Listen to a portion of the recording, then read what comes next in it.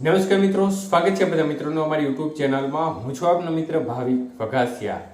તો મિત્રો, ખાસ કરીને આ વિડીયોના માધ્યમથી આપણે વાત કરવાની છે હાલની સક્રિય સિસ્ટમોની સ્થિતિ શું છે અને આવનારી 24 કલાકની અંદર હજુ કયા કયા વિસ્તારમાં ધોધમાર વરસાદની સંભાવના રહેલી છે. સંપૂર્ણ માહિતી વિડીયોમાં જોશું. તો જે પણ મિત્રો નવા હોય તે ચેનલને સબસ્ક્રાઇબ કરી લેજો.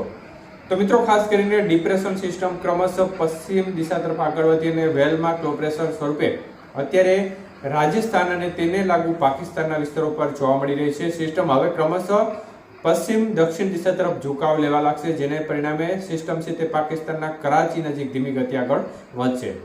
તો બંગાળની ખાડીના મધ્ય ભાગો નજીક એક સાયક્લોનિક સર્ક્યુલેશન સિસ્ટમ છે તે આવતી 24 તારીખે લો પ્રેશરમાં ફેરવાશે અને બંગાળની ખાડીમાં વધુ એક લો પ્રેશર સિસ્ટમ સક્રિય થવાની શક્યતાઓ છે.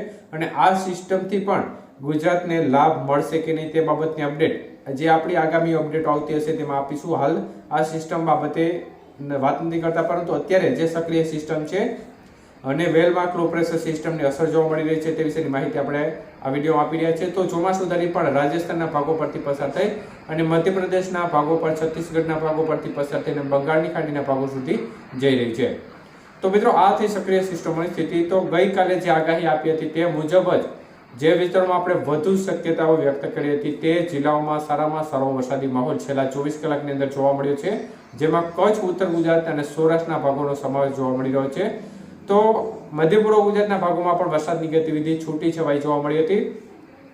તો આવતા 24 કલાકની અંદર વરસાદની ગતિવિધિ કયા વિસ્તારોમાં કેવી રહેશે તે વિશે વાત કરીએ તો 24 કલાકમાં સૌથી વધુ અસર કચ્છના ભાગોમાં રહેશે તે પ્રકારની શક્યતાઓ દેખાઈ રહી છે.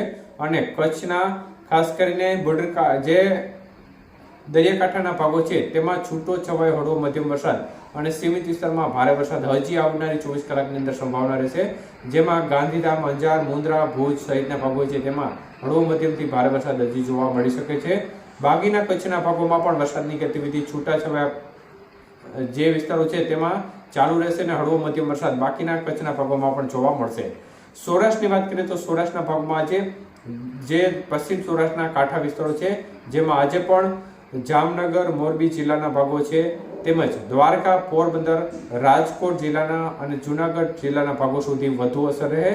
બાકીના જે સૌરાષ્ટ્રના ભાગો છે તેમાં છૂટો છવાયો વરસાદી માહોલ રેડા ઝાપટા સ્વરૂપે જોવા મળે. અમુક વિસ્તારમાં હળવો મધ્યમ વરસાદ પડે, પરંતુ વધુ અસર ખાસ કરીને જે સૌરાષ્ટ્રના પશ્ચિમ સૌરાષ્ટ્રને લાગુ વિસ્તારો છે તે જિલ્લાઓ જણાવ્યા છે તેમાં દેખાઈ રહી છે.